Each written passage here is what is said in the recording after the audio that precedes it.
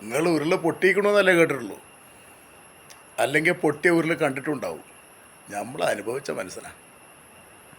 40-40 വർഷം മുമ്പത്തെ കഥയാണ് കേട്ടാ.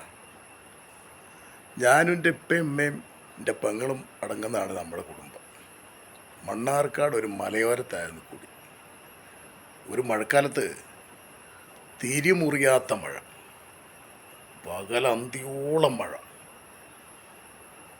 ഒരു രക്ഷയില്ല മഴ കാരണം.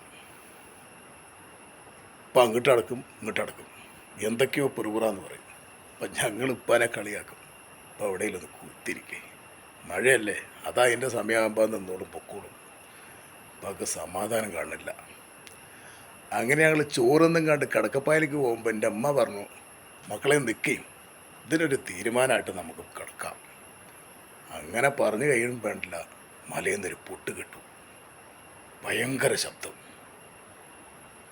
അപ്പൂപ്പ പറഞ്ഞു, ഉരുള് പൊട്ടിക്കണോ എന്നൊരു സംശയം. പറഞ്ഞ് തീരും മുമ്പേ മണ്ണും കല്ലും വന്നടിക്കണ ശബ്ദം കേട്ടു. ഓടിക്കോളൂന്നായി. ഞാനും എൻ്റെ പെങ്ങളെയും കൂട്ടി ഞങ്ങളെല്ലാവരും കുടിയിൽ നിന്ന് ഇറങ്ങി ഓടി.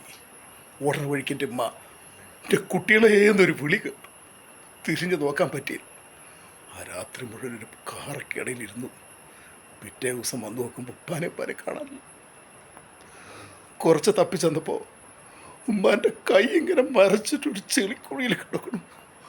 ഉപ്പ പോയി, ഉപ്പനെ കണ്ടു. അതിനുശേഷം മക്കളെ, ഓരോ മഴക്കാലം ഓരോ ബംഗല തപ്പെടുന്ന ഒരു ആന്തല, നിങ്ങൾക്ക് അറിയില്ല.